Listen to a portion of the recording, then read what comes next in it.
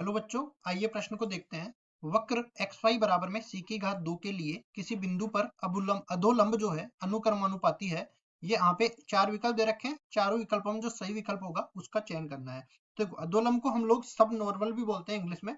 तो इसका मतलब हम लोग समझा देते हैं। यहाँ पे सबसे पहले चर्चा करेंगे मुख्य अवधारणा की। मुख्य अवधारणा, देखो कोई भी मान लो वक्र दे रखा है। पहले मैं वक्र को इस तरह से बना देता हूँ। अब देखिए, इस वक्र के इस वक्र के इस बिंदु पर अपने पास एक तो बना हुआ है स्पर्श रेखा। तो यहाँ पे ये अपने पास बन गई स्पर्श रेखा। और स्पर्श रेखा के बिल्कुल जो लंबवत होता है वो अपने पास होता है अभिलंब। तो ये हो गया अभिलंब। अब देखिए, हम एक बना देते हैं एक्स अक्ष। तो एक्स अक्ष को भी बनाना पड़ेगा। ये मान लो, ये अपने पास काली वाली लाइन जो है ये एक्स अक्ष को निरूपित करती है। अब यहाँ पे बिंदु भी निरूपित कर दूंगा। ये पी हो गया, ये क्यू हो गया, ये आर हो गया। अब यहाँ पे लंब डाल देते हैं, ये स्पर्श बिंदु जो है इससे लंब डाल देते हैं एक्स अक्ष पे। तो ये बिंदु हो गया एस। हम यहाँ पे बता देते हैं, देखो पी क्यू जो होगा वो स्पर्श रेखा की लंबाई होगी। क्यू आर जो होगा वो अपने पास अभिलंब की लंबाई होगी। और उसके बाद में देखिए, जैसे यहाँ पे प्रक्षेप गिरा, कोई लाइट डाली और पी क्यू पर, और वो एक्स अक्ष पे कितना प्रक्षेप डालेगी, पी एस के बराबर। तो जो पी एस होगा वो अपने पास अधोस्पर्शी के बराबर होगी। इसी तरह अधोलंब पे सॉरी लंब अभिलंब जो होगा उस पे लाइट डालेंगे तो ये एक्स अक्ष पे एस आर बनाएगी। एस आर जो होगा ये अधोलंब के बराबर होगा।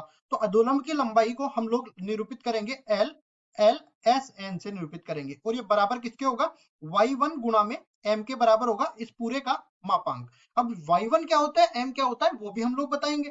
देखिए, मान लो y बराबर में fx कोई वक्र का समीकरण दे रखा है और इस पर कोई बिंदु दे रखा है x1 y1। तो ये y1 जो है इसका y निर्देशांक, बिंदु का y निर्देशांक यहाँ पे आ गया y1 के बराबर। अब m क्या है वो भी हम लोग बता देंगे। देखो, m के लिए हम लोग क्या करेंगे, dy बटा dx निकालेंगे और इसमें हम लोग बिंदु रख देंगे x1 y1। ये स्पर्श रेखा के ढाल को निरूपित करता है m। तो ये पूरा किसके बराबर आ गया, m के बराबर आ गया। ये m का मान उठा के यहाँ पे रख देंगे, y1 का मान उठा के यहाँ पे रख देंगे। कुल मिला के अपने पास y1 गुणा में m कर देंगे और इसका मापांक ले लेंगे। यही अपने पास अधोलंब की लंबाई के बराबर आएगा। तो देखिए, अपने पास वक्र किसके बराबर दे रखा है, एक्स वाई बराबर में सी स्क्वायर के बराबर दे रखा है। अब यहाँ पे हम लोग जानते हैं यू वी जो भी आता है इसका अवकलन करेंगे। यू को इसी तरह रखेंगे, वी का अवकलन कर देंगे, और वी को इसी तरह रखेंगे, यू का अवकलन कर देंगे। इसी तरह एक्स की घात एन का अगर मैं एक्स के सापेक्ष अवकलन करूं तो ये बराबर हो जाता है एन गुणा में एक्स की घात एन माइनस एक के बराबर।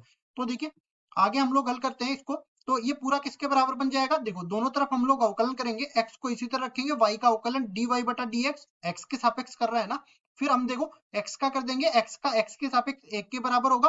और वाई को इसी तरह रखेंगे। और दूसरी तरफ सी स्क्वायर है, ये तो अचर है, किसी के सापेक्ष करो जीरो के बराबर आ जाएगा। कुल मिला के अपने पास डी वाई बटा डी एक्स का मान किसके बराबर मिल गया, माइनस में वाई बटा एक्स के बराबर ये मिल गया। अब देखो, हम लोग यहाँ पे बिंदु मान लेते हैं अपनी तरफ से x1 y1। तो देखिए, यहाँ पे अपने पास डी वाई बटा डी एक्स किसके बराबर बन जाएगा, माइनस y1 बटा में x1 के बराबर ये बन जाएगा।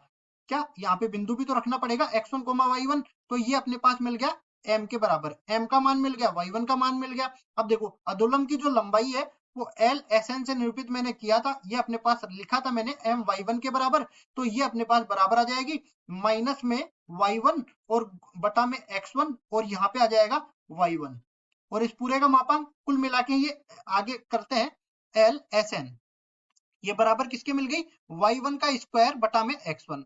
अब देखिए, यहाँ पे विकल्पों में जैसा दे रखा है उसको देख लेते हैं। यहाँ पे या तो y स्क्वायर में परिवर्तित करो या फिर x स्क्वायर x में परिवर्तित करो या फिर y में परिवर्तित करो। तो देखिए, हमें पता है कि एक्स वाई बराबर में सी स्क्वायर है। तो यहाँ पे पहले मैं y1 का मान निकाल लेता हूँ। तो y किसके बराबर है, सी स्क्वायर बटा में x के बराबर है ना। इसको भी संतुष्ट करेगा, क्या होगा, x1 y1 बराबर में सी स्क्वायर। कुल मिला के y1 बराबर में सी स्क्वायर बटा में x1। और इसी तरह x का मान भी निकाल लेते हैं। तो x1 बराबर में हो जाएगा सी स्क्वायर बटा में y1। तो देखिए, दोनों मान यहाँ पे रखते हैं। पहला मान तो एल एस एन ये बराबर आ जाएगा, y1 की जगह हम लोग ये रखेंगे सी स्क्वायर बटा में x1 इस पूरे का वर्ग, और नीचे आ जाएगा x1। ये अपने पास बन जाएगा सी की घात 4 बटा में x1 की घात 2 गुणा में x1। तो ये बन जाएगा सी की घात 4 बटा में x1 की घात 3 के बराबर। एल एस एन का मान आ गया। और दूसरा एल एस एन का मान जब हम लोग रख देंगे x1 की जगह, सॉरी y1 की जगह तो रख दिया हमने, x1 की जगह रखेंगे ये वाला। तो y1 की घात 2 और यहाँ पे आ जाएगा सी स्क्वायर बटा में y1। तो y1 ऊपर चला जाएगा, कुल मिला के y1 की घात 2 सॉरी y1 की घात 3 हो जाएगा और नीचे सी स्क्वायर रह जाएगा। तो अपने पास ये दो मान आ गए अधोलंब की लंबाई के। LSN बराबर में y1 की घात 3 बटा सी स्क्वायर और LSN बराबर में c की घात 4 बटा में x1 की घात 3। मतलब कि दो तरीके से अपने पास ये LSN निर्भर करेगा। पहला LSN देखो, दोनों हम लोग लिखेंगे यहाँ पे। देखो पहला LSN या तो निर्भर करेगा, यहाँ पे x1 भी x के बराबर मान के चलते हैं, तो ये x की घात 3 मतलब x की घात 3 के व्युत्क्रमानुपाती होगा। और दूसरा LSN जो होगा वो समानुपाती होगा y की घात 3 के। अब इन दोनों में से कौन सा विकल्प यहाँ पे दे रखा है देख लेते हैं। देखो x की घात 3 नीचे व्युत्क्रमानुपाती तो किसी के नहीं है, अनुक्रमानुपाती हमें बोला है, तो ये y की घात 3 के अनुक्रमानुपाती है, तो ये डी विकल्प में दे रखा है। डी विकल्प बिल्कुल सही हो जाएगा। आशा करता हूँ ये सवाल आपको समझ में आया होगा। धन्यवाद।